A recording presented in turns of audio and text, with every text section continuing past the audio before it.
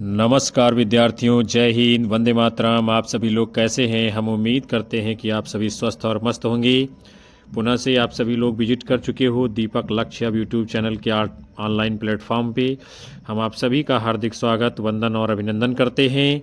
आप सभी के मध्य में हम लेकर के उपस्थित हो चुके हैं आपके लिए UP TGT, PGT, GIC exam 2026 के लिए महत्वपूर्ण प्रश्नों के मॉडल पेपर को, जो आपके लिए आगामी आने वाली भारत की सभी प्रतियोगी परीक्षाओं में महत्वपूर्ण साबित होगा। तो आप सभी पूरे धैर्य के साथ सेशन को वॉच करिएगा। हमारे चैनल के ऊपर पहली बार आए हो तो सब्सक्राइब करिए, बेल आइकन दबाइए, जिससे आने वाली कक्षाओं का नोटिफिकेशन आप सभी को मिलता रहेगा। तो चलिए हम शुरुआत करते हैं आज के सेशन की पहले प्रश्न के साथ में। क्या है? बादशाह जहांगीर की प्रशस्ति में काव्य लिखा था मतीराम, केशवदास, अब्दुल रहीम खानखाना, दुजदेव। यानी कि बादशाह जहांगीर की प्रशस्ति में काव्य रचना किसने की थी? तो आपका जवाब क्या होगा? केशवदास ने। किसने की थी? केशवदास ने। इन्होंने ग्रंथ लिखा था जहांगीर जस चंद्रिका। अगला प्रश्न है, भाषा भूषण के रचयिता हैं भूषण, देव, कुलपति मिश्र, जसवंत सिंह। भाषा भूषण के रचयिता कौन है? तो आपका सही उत्तर क्या होगा? जसवंत सिंह की रचना है भाषा भूषण। उसके बाद में अगला प्रश्न आपके सामने है, जहांगीर जस चंद्रिका के रचनाकार कौन है? देव, मतीराम, केशव, चिंतामणि। जहांगीर जस चंद्रिका के रचनाकार कौन है? तो केशवदास की रचना है। अगला है, अति सुधो स्नेह को मार्ग है, उक्त किसकी है? बोधा, ठाकुर, घनानंद, आलम। तो अति सुधो स्नेह को मार्ग है, ये उक्त किसकी है? घनानंद जी की प्रसिद्ध उक्ति है, ये आप सब जानते हैं। अगला प्रश्न है, अमी हलाहल मद भरे सेत श्याम रत्नार, जियत मरत झुकी झुकी परत जेहि चितवत एक बार। बिहारी, मतीराम, रसलीन, आलम। ये किसकी पंक्ति है? बताना है आपको। अमी हलाहल मद भरे जेहि चितवर एक बार, जियत मरत झुकी झुकी परत। ये पंक्ति जो है किसकी है? तो रसलीन की है। किसकी है? रसलीन की अंग दर्पण रचना से ली गई पंक्ति है। अगला प्रश्न है, कौन सा कवि रीत मुक्त काव्यधारा के अंतर्गत नहीं आता है? रसनिधि, रसलीन, आलम, ठाकुर। तो इनमें से कौन सा कवि है जो रीत मुक्त काव्यधारा में नहीं आता है? तो घनानंद, आलम, बोधा, ठाकुर, ये तो जो है आते हैं। इसमें जो आपका नाम होगा रसलीन, यानी कौन? रसलीन, ये जो है आपके नहीं है। और इसमें रसनिधि भी जो है हो सकता है, क्योंकि आलम और ठाकुर ये तो दोनों लोग आते हैं रीति मुक्त में। अगला प्रश्न आप सभी के सामने है, व्यंग्यार्थ कौमुदी किस रीतकालीन कवि की रचना है? रसलीन, मतीराम, पद्माकर, प्रताप सिंह। व्यंग्यार्थ कौमुदी ये रचना किसकी है? तो बताना है आपको। व्यंग्यार्थ कौमुदी किसकी रचना है? प्रताप शाही की होगी। यहाँ प्रताप सिंह लिखा, जो कि गलत है। किसकी है? प्रताप शाही की व्यंग्यार्थ कौमुदी। अगला है, इनमें से कौन सा ग्रंथ लक्षण ग्रंथ नहीं है? विनय पत्रिका, रामचंद्रिका, कविप्रिया, भ्रमरगीत। इनमें से कौन सा ग्रंथ लक्षण ग्रंथ नहीं है, आपको बताना है। तो रामचंद्रिका भी है। इनमें से कौन सा ग्रंथ लक्षण ग्रंथ नहीं है? क्या मतलब है इसका? प्रश्न का क्या पूछा जा रहा है? कविप्रिया तो लक्षण ग्रंथ है, यानी कविप्रिया लक्षण ग्रंथ है। और भ्रमर गीत इसमें होना चाहिए। कौन सा है तब जाके सही होगा, यही आपका उत्तर होगा। कविप्रिया लक्षण ग्रंथ है। और रामचंद्रिका, भ्रमर गीत, ये विनय पत्रिका लक्षण ग्रंथ नहीं है। अगला प्रश्न आप सभी के सामने है, सुमेलित करना है, कृति का मिलान करना है, कवि के साथ में मिलान करना है कृतियों का। चंदायन मुल्ला दाऊद की है। पद्मावत जो है जायसी की रचना है। मधुमालती मंझन की है। और मृगावती कुतबन की है। ये आपका सही मिलान कर दिया गया है। और आगे कूट इसमें विकल्प पे आपका जवाब होगा। उसके बाद में अगला प्रश्न आपके सामने है, संतन को कहाँ सीकरी सो काम है। यह पंक्ति जो है किस कवि की है? नंददास, सूरदास, कुंभनदास, परमानंद दास। संतन को कहाँ सीकरी सो काम, यह पंक्ति किसकी है? कुंभनदास जी की। उसके बाद में अगला प्रश्न आप सभी के सामने, विरह वारिश की रचयिता का नाम क्या है? ठाकुर, आलम, बोधा, घनानंद। तो विरह वारिश ये किसकी रचना है? तो क्या होगा आपका सही उत्तर? ये बोधा की है, विरह वारिस इसके नामा, ये रचनाएं किसकी हैं? बोधा की हैं। उसके बाद में अगला प्रश्न आपके सामने, आलोचकों ने किस कवि को कठिन काव्य का प्रेत कहा है? भूषण, केशवदास, देव, घनानंद।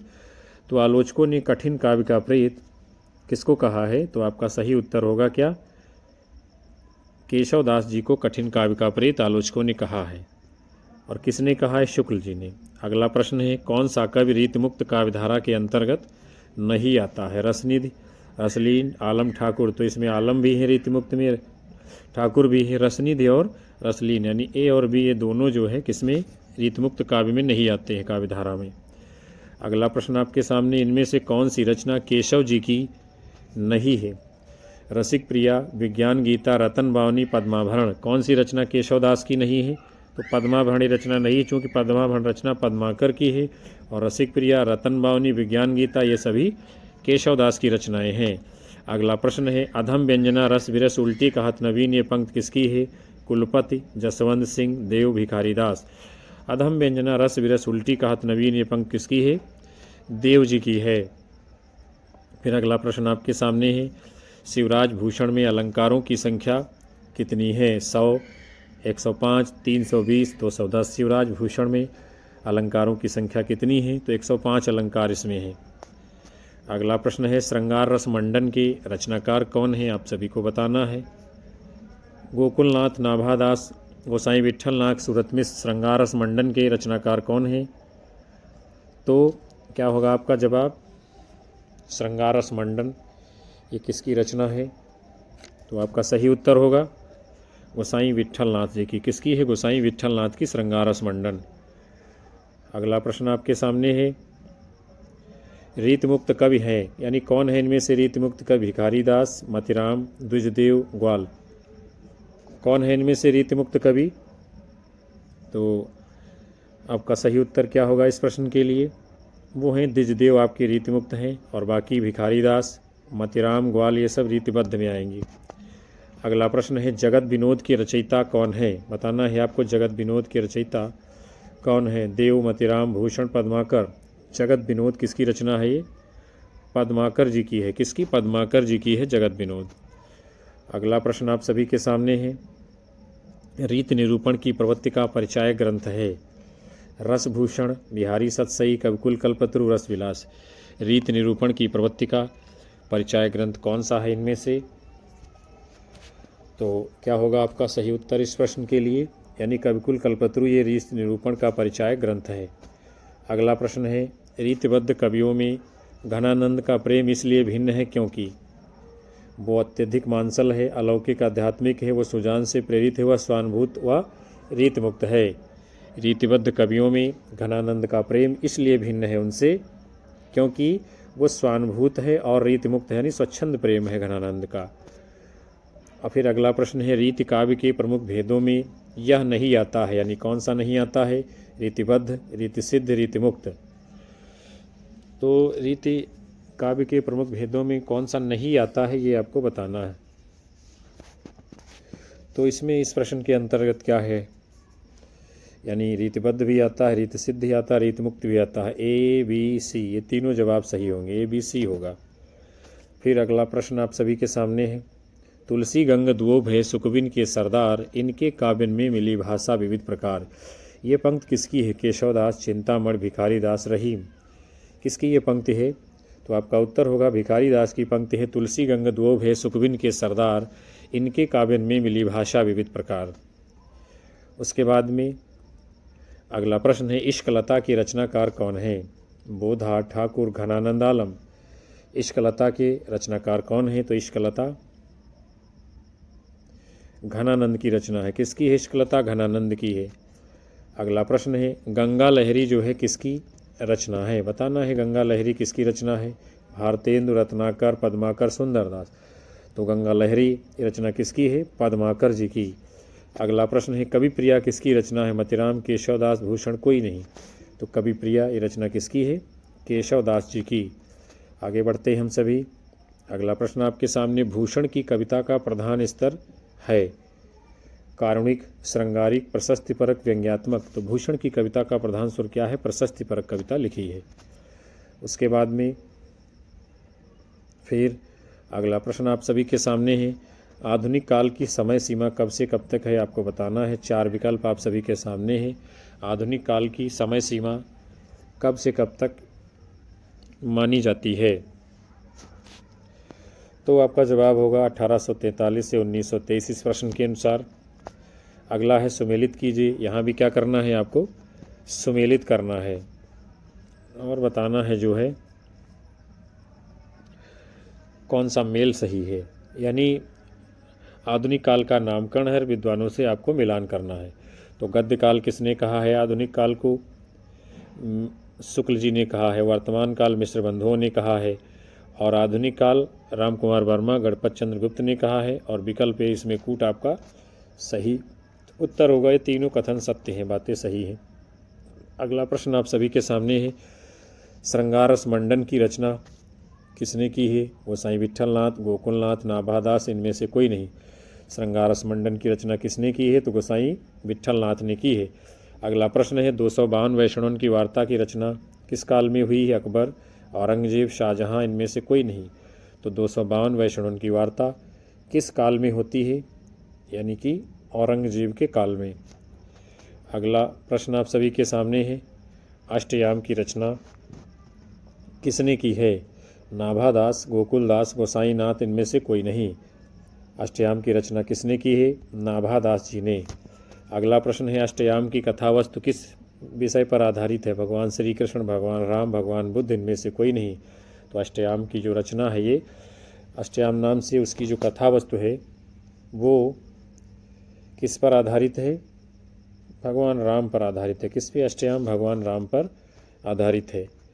अगला प्रश्न आपके सामने है, चंद छंद वर्णन की महिमा, ये जो पुस्तक है किसने लिखी है? गोकुलनाथ, सूरत मिश्र, गंग कवि, लाला हीरा लाल। चंद छंद वर्णन की महिमा, इसकी रचना किसने की है? तो आपका उत्तर होगा गंग कवि ने की है चंद छंद वर्णन की महिमा। अगला प्रश्न है, भाषा योग वशिष्ठ के रचनाकार हैं विट्ठलनाथ, गोकुलनाथ, सूरत मिश्र, राम प्रसाद निरंजनी। भाषा योग वशिष्ठ के रचनाकार कौन हैं? तो राम प्रसाद निरंजनी जी हैं। विकल्प डी आपका सही उत्तर होगा। अगला प्रश्न आपके सामने है, आचार्य शुक्ल के अनुसार कौन प्रथम प्रौढ़ गद्य लेखक माना जाता है? सूरत मिश्र, बैकुंठमणि शुक्ल, सुंदरदास, राम प्रसाद निरंजनी। आचार्य शुक्ल के अनुसार प्रथम प्रौढ़ गद्य लेखक कौन माना जाता है? तो आपका जवाब होगा राम प्रसाद निरंजनी जी। फिर जो है अगला प्रश्न आप सभी के सामने है, रचनाओं का मिलान करना है। बैताल पच्चीसी किसकी है? सूरत मिश्र की है। आईने अकबरी किसकी है? लाला हीरा लाल की है। नास्केतोपाख्यान सदल मिश्र की है। और योग वशिष्ठ राम प्रसाद निरंजनी की है। आपका सही मिलान कर दिया गया है। और आगे इसमें विकल्प है आपका कूट उत्तर के रूप में सही होगा। अगला प्रश्न आपके सामने है, यहाँ भी क्या करना है आपको?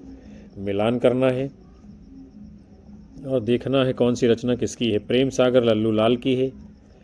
चंद छंद वर्णन की महिमा गंग कवि की है। और सुख सागर सदा सुखलाल की है। और इस प्रश्न के लिए जो आपका सही उत्तर होगा, सही जवाब होगा, वो विकल्प सी आपका आगे कूट सही है। आगे बढ़ते हैं। फिर अगला प्रश्न आपके सामने है, रानी केतकी की कहानी के रचनाकार हैं मुंशी सदा सुखलाल, इंशाअल्लाह खां, सितारे हिंद, इनमें से कोई नहीं। तो रानी केतकी की कहानी के रचनाकार कौन है? इंशाअल्लाह खां जी। अगला प्रश्न है, बनारस अखबार किसके द्वारा निकाला गया? सितारे हिंद, सुख सागर लाल, लल्लू लाल, इनमें से कोई नहीं। बनारस अखबार किसने निकाला है? सितारे हिंद ने। अगला प्रश्न आपके सामने है, राजा भोज का सपना के लेखक कौन है?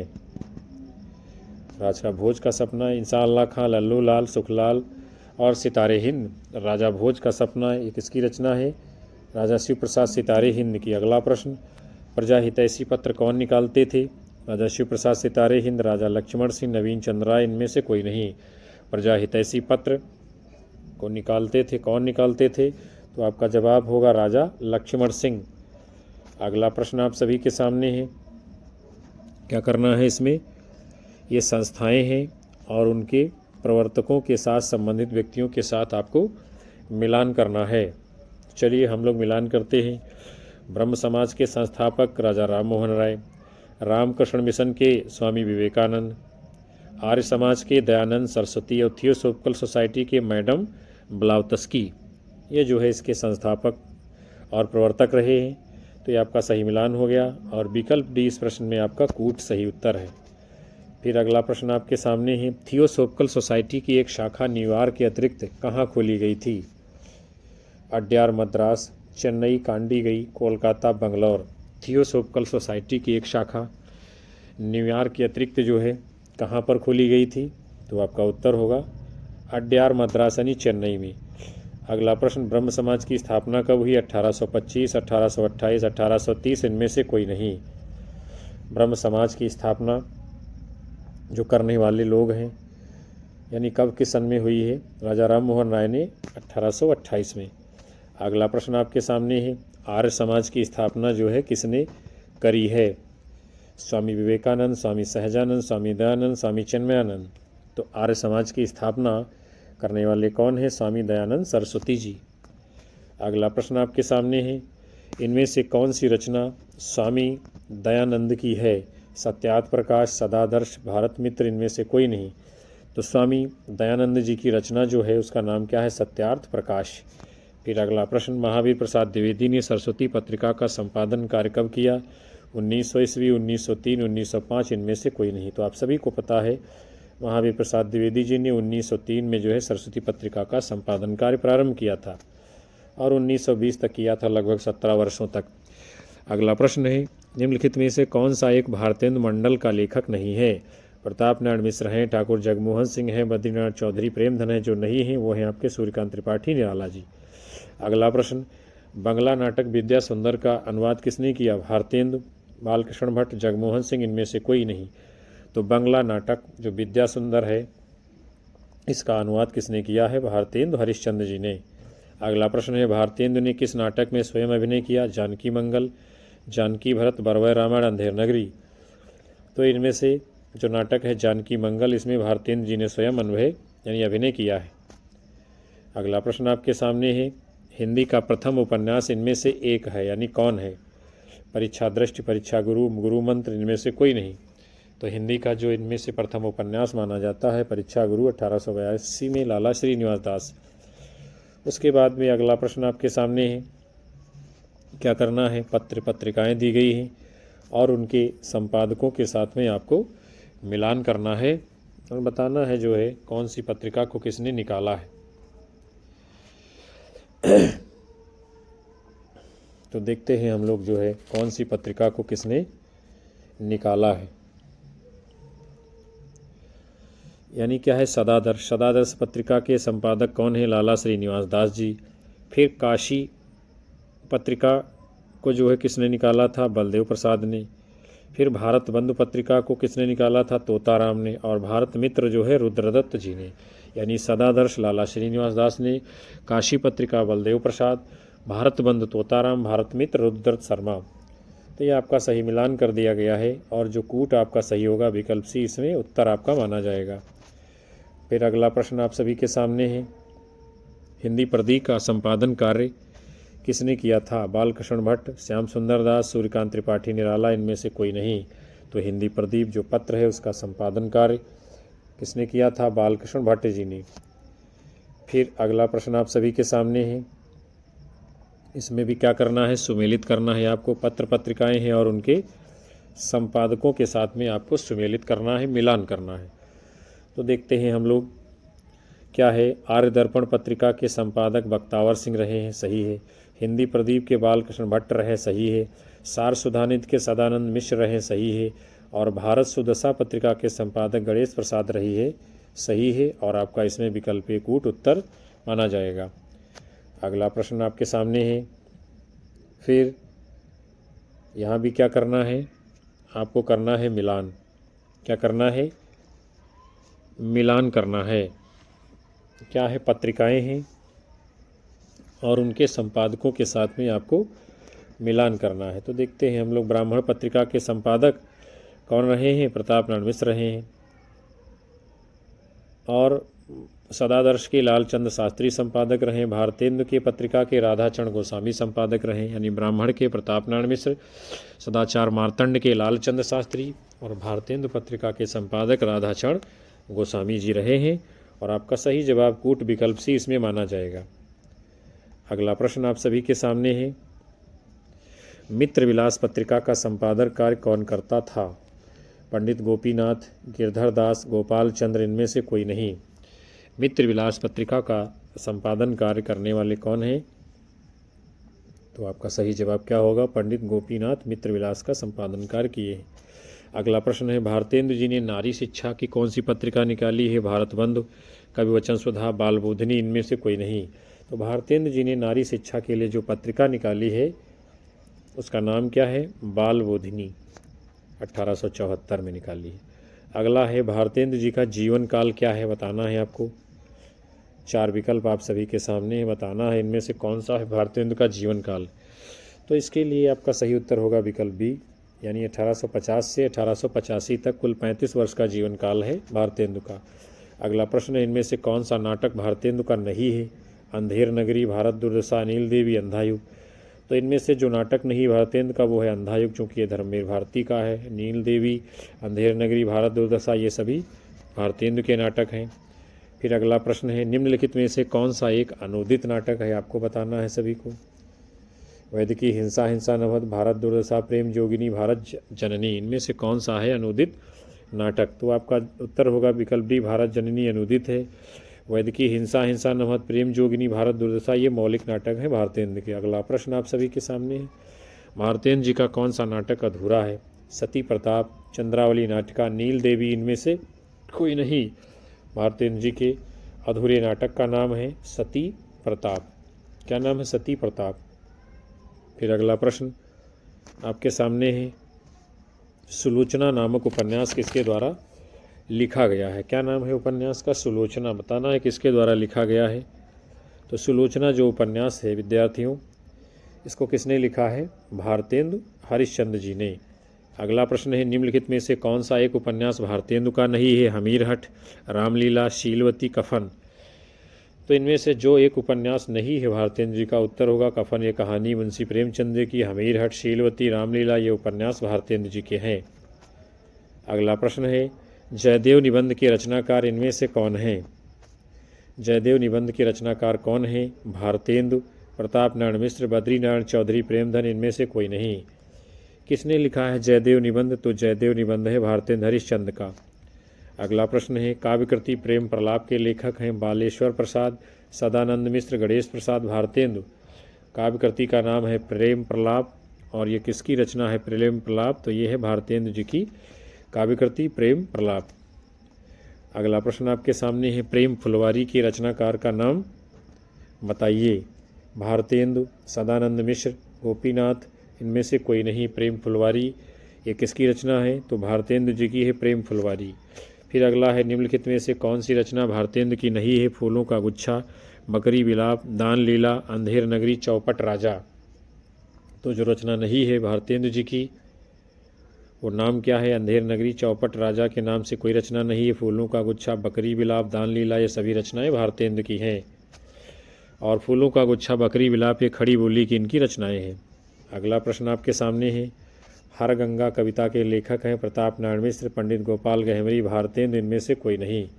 हर गंगा कविता के कौन है इनमें से लेखक? प्रताप नारायण मिश्र जी की कविता है।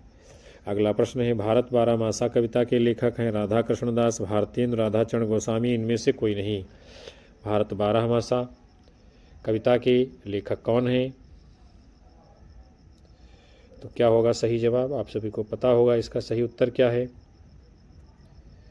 भारत बारहमासा ये किसकी कविता है? तो आपका उत्तर होगा राधा कृष्ण दास जी। कौन है? राधा कृष्ण दास जी। अगला प्रश्न है, भारतेंदु युगीन काव्य प्रवृत्तियाँ कौन सी हैं? बताना है आपको।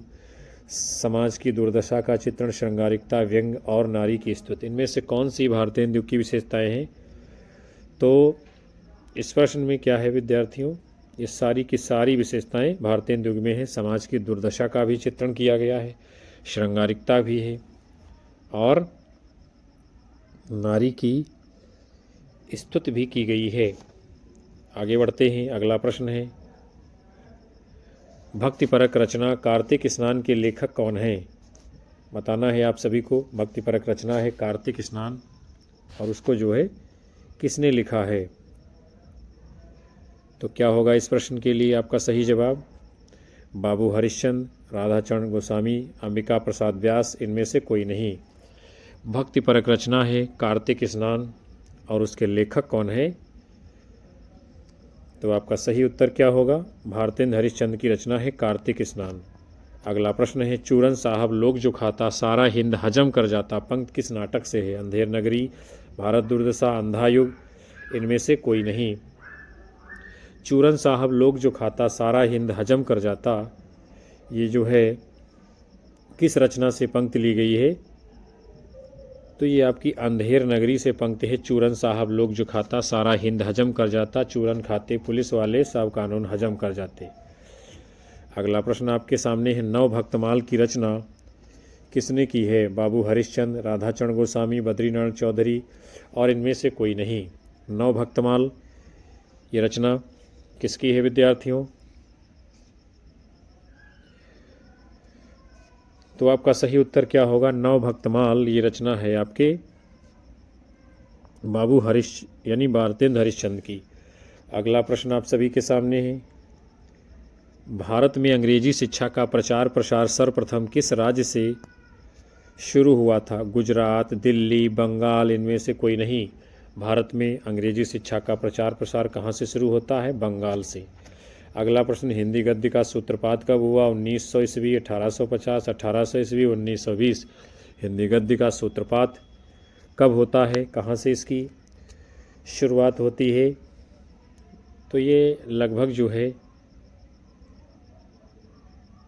1800 ईस्वी से है गद्य की शुरुआत होना शुरू हो जाती है। अगला प्रश्न आपके सामने है कौन सी भारतेंद्र जी की पत्रिका नहीं है? बालबोधिनी, हरिश्चंद्र, कविवचन सुधा, आनंद कादम्बिनी। तो इनमें से जो पत्रिका नहीं है भारतेंद्र हरिश्चंद्र जी की, आनंद कादम्बिनी नहीं है, बालबोधिनी, कविवचन सुधा, हरिश्चंद्र चंद्रिका, ये सब भारतेंद्र जी की पत्रिकाएँ हैं। अगला है कविवचन सुधा पत्रिका का प्रकाशन वर्ष है 1850, 1860, 1865, 1868। तो कविवचन सुधा जो पत्रिका है उसका प्रकाशन वर्ष कब है? 1868 में। विकल्प डी आपका उत्तर होगा। फिर आपका प्रश्न है हिंदी गद्य के जनक इनमें से कौन है? आपको बताना है। राजा लक्ष्मण सिंह, सितारे हिंद, बाबू हरिश्चंद्र, महावीर प्रसाद द्विवेदी। हिंदी गद्य के कौन है जनक इसमें?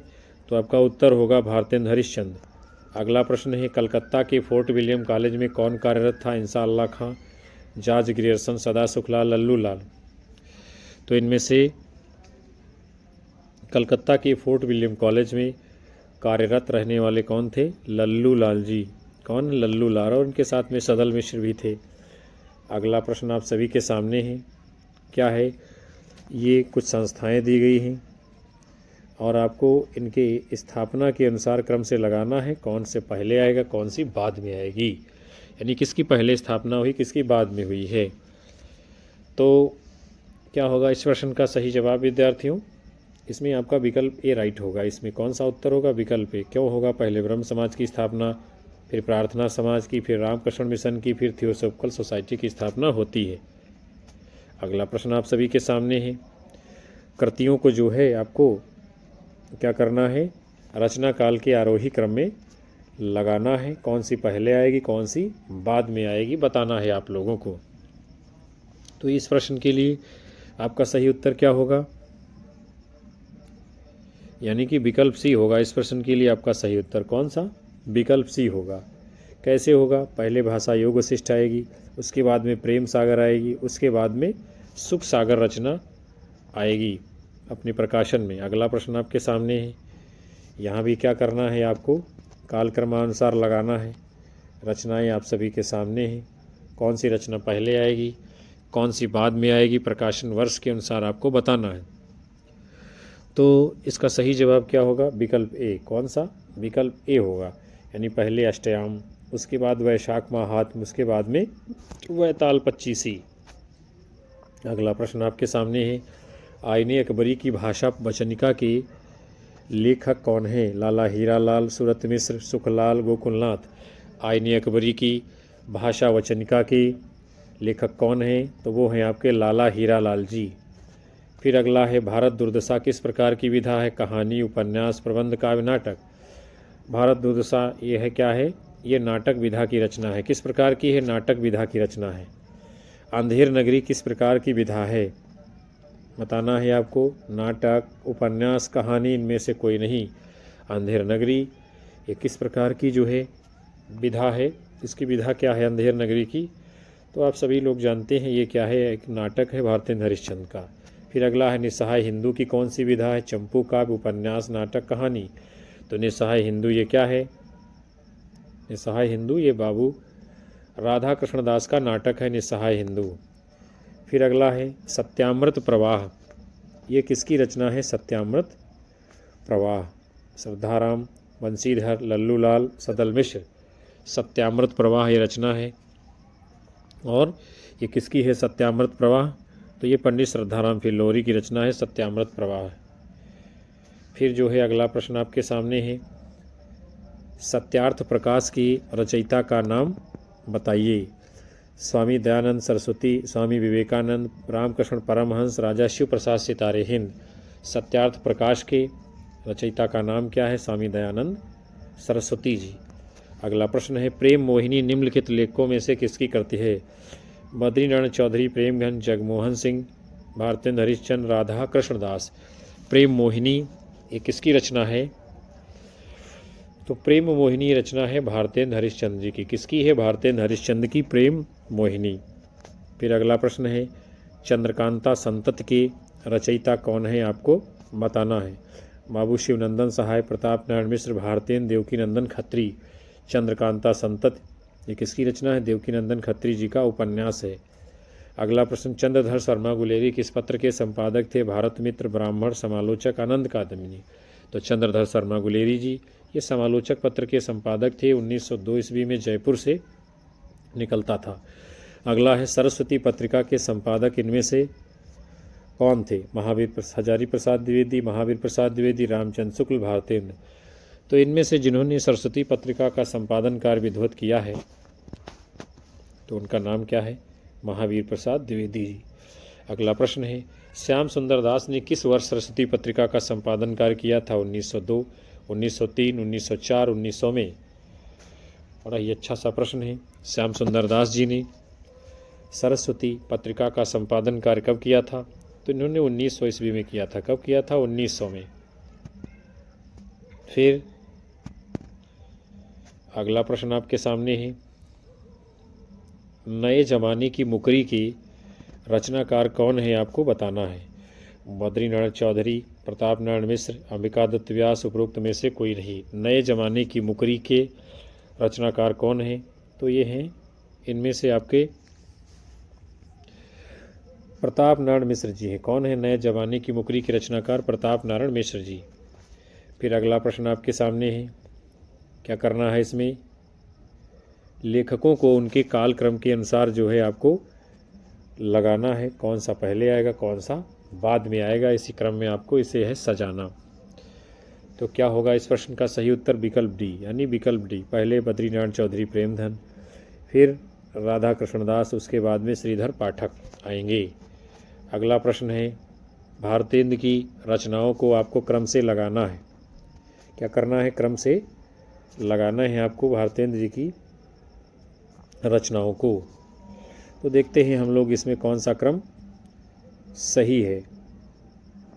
तो इसका जो सही क्रम होगा विद्यार्थियों वो होगा आपका विकल्प ए। कौन सा? विकल्प ए, यानी पहले भारत दुर्दशा नाटक, फिर अंधेर नगरी, फिर भारत जननी का प्रकाशन हुआ है। उसके बाद में अगला है आपके सामने, प्रबोधिनी किस भाषा में लिखी गई है? ब्रज, अवधी, खड़ी बोली, इनमें से कोई नहीं। प्रबोधिनी ये जो रचना है किस भाषा में लिखी गई है? तो ये जो है ब्रज भाषा में लिखी गई है प्रबोधिनी। फिर अगला है, अभिज्ञान शाकुंतलम का खड़ी बोली में अनुवाद किसने किया है? राजा लक्ष्मण सिंह, सितारे हिंद, भारतेंद्र, इनमें से कोई नहीं। अभिज्ञान शाकुंतलम का खड़ी बोली में अनुवाद करने वाले हैं राजा लक्ष्मण सिंह। कौन? राजा लक्ष्मण सिंह। अगला प्रश्न आप सभी के सामने है, ये कुछ पत्र पत्रिकाएँ दी गई हैं और इनको भी आपको आरोही क्रम में लगाना है, प्रकाशन वर्ष के अनुसार कौन पहले आएगा कौन सी बाद में प्रकाशित हुई है। लगाना इसका सही क्रम क्या होगा, तो वो आपका जो जवाब माना जाएगा विद्यार्थियों इस प्रश्न के लिए सही उत्तर क्या होगा, विकल्प बी होगा। कौन सा, विकल्प बी होगा। यानी पहले बंगदूत आएगी, फिर प्रजामित्र आएगी, फिर तत्वबोधिनी आएगी, उसके बाद में कविवचन सुधा प्रकाशित हुई है। अगला प्रश्न आप सभी के सामने है। आरोही कालक्रम में आपको यहाँ भी लगाना है। पत्रिकाएं दी गई हैं आपके सामने हैं, कौन पहले आएगा कौन बाद में आएगा। तो इसका जो सही क्रम होगा विकल्प सी होगा। कौन सा विकल्प सी, यानी पहले उदंत मार्तंड, फिर सुधाकर पत्रिका, उसके बाद में लोकमित्र का प्रकाशन। अगला प्रश्न आप सभी के सामने है। फोर्ट विलियम कॉलेज में कौन अध्यापक थे, आपको बताना है। सदा सुखलाल, लल्लू लाल, इंसा अल्लाह खां, इनमें से कोई नहीं। फोर्ट विलियम कॉलेज में अध्यापक कौन थे, इनमें से लल्लू लाल जी थे और कोई नहीं था। अगला इनमें से है हरिश्चंद्र मैगजीन पत्रिका का प्रकाशन वर्ष है 1870, 1872, 1873, इनमें से कोई नहीं। तो हरिश्चंद्र मैगजीन जो ये पत्रिका है इसका प्रकाशन वर्ष कब हुआ है, 1873 ईस्वी में। अगला प्रश्न है चंद्र प्रभा उपन्यास किसने लिखा है, आपको बताना है। भारतेंदु, देवकीनंदन खत्री, जगमोहन, इनमें से कोई नहीं। तो चंद्र प्रभा ये उपन्यास किसका है, भारतेंद्र हरिश्चंद्र जी का। अगला प्रश्न है नहुस रचना के लेखक हैं गोपाल राम गहमरी, श्रीनिवास दास, राधाचरण गोस्वामी, इनमें से कोई नहीं। तो नहुस रचना जो है इसके लेखक कौन है, तो आपका उत्तर होगा विकल्प डी, यानी इनमें से कोई नहीं। क्योंकि ये नहुस जो नाटक रचना है, आलोचनात्मक नाट्य रचना है, ये गोपाल चंद्र गिरधर दास की है जो भारतेंदु के पिता हैं। फिर अगला प्रश्न आप सभी के सामने है विशस्य विश्वौषधम नाटक के नाटककार कौन है, भारतेंदु, प्राणचंद्र चौहान, विश्वनाथ सिंह, इनमें से कोई नहीं। तो विशस्य विश्वौषधम ये नाटक किसका है, भारतेंद्र हरिश्चंद्र जी का। फिर अगला प्रश्न है कविता संग्रह फूलों का गुच्छा किसके द्वारा लिखा गया, जगमोहन सिंह, अंबिका दत्त व्यास, भारतेंद्र हरिश्चंद्र, इनमें से कोई नहीं। कविता संग्रह है फूलों का गुच्छा और किसके द्वारा लिखा गया है, तो आपका उत्तर होगा भारतेंद्र हरिश्चंद्र जी के द्वारा। अगला प्रश्न है मयंक महिमा कविता संग्रह के रचनाकार हैं बद्रीनारायण चौधरी, प्रेमधन, ठाकुर जगमोहन सिंह, अंबिका दत्त व्यास, इनमें से कोई नहीं। मयंक महिमा ये जो है कविता संग्रह किसका है, अंबिका दत्त व्यास ने लिखा है मयंक महिमा। अगला प्रश्न आप सभी के सामने है पावस पचासा के लेखक कौन है, आपको बताना है। पावस पचासा अंबिका दत्त व्यास, बद्रीनारायण व्यास, जगमोहन, इनमें से कोई नहीं। तो पावस पचासा के लेखक कौन है, तो आपका जवाब होगा अंबिका दत्त व्यास। फिर अगला प्रश्न है हो होरी के रचनाकार कौन है, आपको बताना है। हो होरी के रचनाकार कौन है, अंबिका दत्त व्यास, ठाकुर जगमोहन सिंह, बद्रीनारायण चौधरी, प्रेमधन, इनमें से कोई नहीं। हो होरी रचना किसकी है, अंबिका दत्त व्यास जी की। अगला प्रश्न है प्रेम सरोवर कविता संग्रह के लेखक हैं ठाकुर जगमोहन सिंह, श्याम सुंदर दास, अंबिका दत्त व्यास, इनमें से कोई नहीं। तो प्रेम सरोवर ये कविता संग्रह किसका होगा, इनमें से कोई नहीं, क्योंकि ये भारतेंद्र जी का है। अगला प्रश्न आप सभी के सामने है लोकोक्त शतक के रचयिता कौन है, पंडित श्याम सुंदर दास, प्रताप नारायण मिश्र, मतिराम, इनमें से कोई नहीं। लोकोक्त शतक ये रचना किसकी है, तो आप जानते हैं प्रताप नारायण मिश्र जी की है। अगला है रहीम के दोहों पर कुंडलियाँ किसने लिखा है, दुर्गा दत्त, राधा कृष्ण दास, भारतेंद्र, इनमें से कोई नहीं। रहीम के दोहों पर कुंडलियाँ लिखने वाले इनमें से कौन हैं, तो वो हैं राधा कृष्ण दास जी ने रहीम के दोहों पर कुंडलियाँ लिखी हैं। फिर अगला प्रश्न है कुब्जा पचीसी के रचनाकार हैं अंबिका दत्त व्यास, ठाकुर जगमोहन सिंह, नवनीत चतुर्वेदी, इनमें से कोई नहीं। कुब्जा पचीसी के रचनाकार कौन है, नवनीत चतुर्वेदी जी। अगला प्रश्न आप सभी के सामने है भारत में थियोसोफिकल सोसाइटी के कार्य को आगे किसने बढ़ाया, मैडम ब्लाउतस्की, श्रीमती एनी बेसेंट, भगिनी निवेदिता, विजय लक्ष्मी पंडित। भारत में थियोसोफिकल सोसाइटी के कार्य को आगे किसने बढ़ाया है, तो क्या होगा आपका उत्तर सही, मैडम ब्लाउतस्की ने। किसने, मैडम ब्लाउतस्की ने। अगला प्रश्न आपके सामने है निज भाषा उन्नति है सब उन्नति का मूल पंक्ति के रचयिता हैं भारतेंदु, मैथिली शरणगुप्त, माखनलाल चतुर्वेदी इनमें से कोई नहीं। निज भाषा उन्नत यह है, सब उन्नति को मूल। पंक्ति की रचयिता कौन है? तो आपका जवाब होगा भारतेंदु हरिश्चंद्र जी ने अपने निज भाषा के स्वाभिमान की बात कही है। अगला प्रश्न है, रानी केतकी की कहानी का एक अन्य नाम है उदयभान चरित, नासकेतोपाख्यान, प्रेम सागर इनमें से कोई नहीं। तो रानी केतकी की कहानी का एक अन्य यानी कि दूसरा नाम क्या है? तो इसका दूसरा नाम है उदयभान चरित। उसके बाद में अगला प्रश्न आपके सामने है, मानव धर्म सार जो पुस्तक है इसके लेखक हैं राजा लक्ष्मण सिंह, शिव प्रसाद सितारे हिंद, अंबिका दत्त व्यास इनमें से कोई नहीं।